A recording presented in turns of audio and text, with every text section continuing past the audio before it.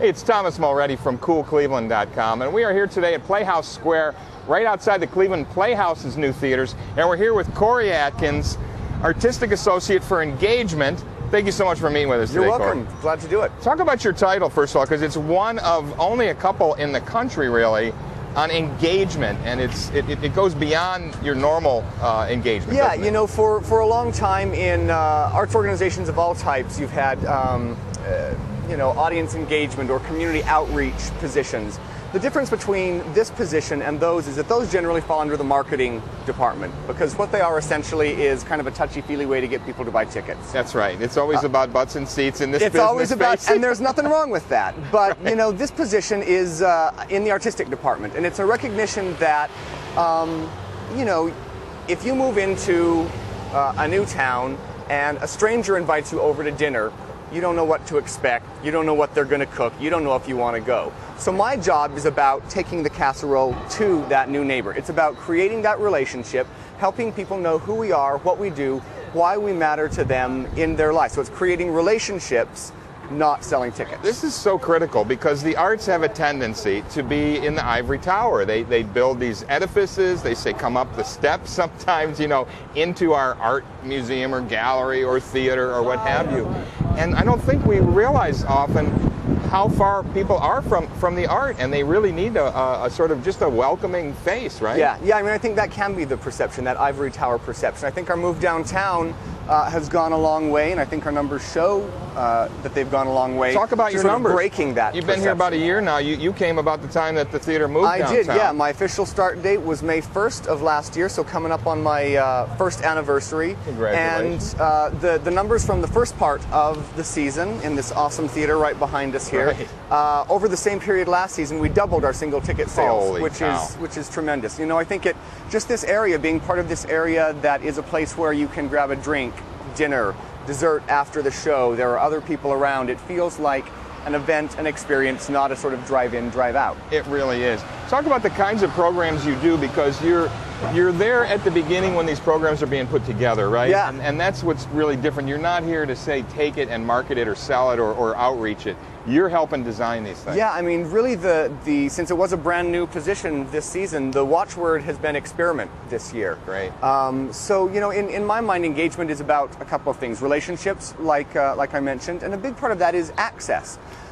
So that has to do sometimes with perception, like we talked about. Do people think that it's something that will appeal to them, or that they even belong, you know? Also, financial access can be a thing. A couple of our most successful programs were for sort of under-engaged and underserved populations. So we've got one for young Clevelanders in their 20s and 30s, a similar program for the LGBT community and allies, which provide a specially priced ticket as well as a pre or post show party. And you're kind of getting the double-pronged approach. You're both helping it be affordable, but you're also creating community. You're reminding people that theater is social. It's not about going and sitting in a dark room on your hands. And it is. And the more we get into social media, everyone thinks that, well, that's going to solve all our problems. Stay behind your computer or on your smartphone. Right. And that really leads to a lot less engagement sometimes. So you've had to really take that paradigm and flip it a little, haven't you? Absolutely, yeah. You know, social media can be great for getting the word out, but honestly, the places where I've seen the biggest return investment are when I go to, you know, the 20-30 clubs around town events each month and meet people. When I go to Twist and we support the drag bingo that they do that is raising money for a good cause. We donate tickets to help raise money. And you meet people face to face. I mean, that's how you create a relationship, you know? Right. A computer, an iPhone, an Android can provide information, but you're not going to get a relationship. Right. Now, you talk about offering discounts as well. How key is that in this economy? Because I'm always wondering, you know, everyone seems to want to market by just cutting price, and of course, we're all strapped for revenue, and organizations need to keep their ticket price where they can. How important is it to the groups you're trying to touch base with and welcome and engage? How important is that discount? For some groups, it's crucial. For young people in their 20s and 30s, people who are just graduating at the beginning point of their career, it's very important. You know, money is tight as you sort of start to establish yourself and sort of climb that career ladder. Sure. And so we want to help make it affordable for people to recognize that, especially as they start to make more income, knock on wood, exactly, that they'll get to a place where they'll be able to hopefully become subscribers. It'll have that enough meaning in their life that they'll want to subscribe. But for the time being, that ticket price is important. On the other hand, a lot of what I do is enriching the experience of our current patrons, many of whom, I think probably everybody watching knows, we're the oldest regional theater in the country. There is no place else where you can ask in a room full of people, how many people are 60-year subscribers, and have people raise their hand. Exactly. It's simply unheard of because nobody else has existed for that long. Not 60 years old. Subscribers for 60 years. That's right. It's truly mind-blowing and really impressive. And so for those people, the price isn't the issue. It's they want context. They want behind-the-scenes opportunities, like our new Connectors program, which gives people the opportunity to sit in on rehearsals,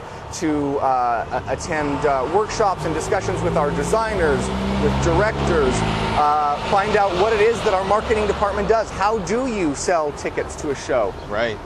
So it just sort of depends on the group. Who the group is. Yeah. And you're going beyond audiences, really. You really engage all the constituents of a theater, which are whom? Who are all these different audiences and constituents that you're talking about? In my mind, it's the city of Cleveland and Northeast Ohio in general. We are the premier professional contemporary theater in Northeast Ohio, and our ticket sales show that people come from all around. We have really tried this year to get to know our neighbors here downtown. We did a really great collaboration with the Greater Cleveland Partnerships Commission on Economic Inclusion back in February during our production of Radio Golf, and went to many of their member organizations, places like Key Bank, the Northeastern Ohio Regional Sewer District, YWCA Women's Leadership Initiative. We took cast members into these people's places of work. The cast members performed scenes, monologues, and we used those as a springboard for discussion about the ways that the play related to Cleveland, related to them and their lives, because the play might as well have been written about Cleveland, so similar were the circumstances. And it was great to engage these people right here in this neighborhood where they live.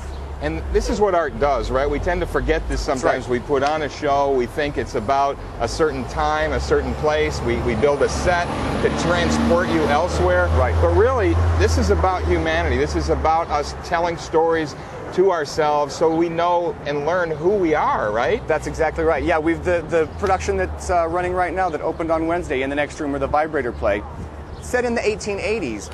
Set in the Victorian era, but it's fascinating as I've been leading some of our pre-show conversations, which we do 45 minutes before every performance, to recognize the ways in which our society has changed and the ways in which we haven't changed at all. And it's very relevant. 140 years, yeah. Well, thank you so much, Corey. Thank you and congratulations both to CPH for having such a great year after making a bold move and coming downtown. Thank you for coming to Cleveland and helping out in the way that you are. You're welcome. Great talking with you. I'm thrilled to be here. Thanks for taking the time. You're welcome. Hey, it's Thomas Mulready from CoolCleveland.com. Have a great week in Cool Cleveland.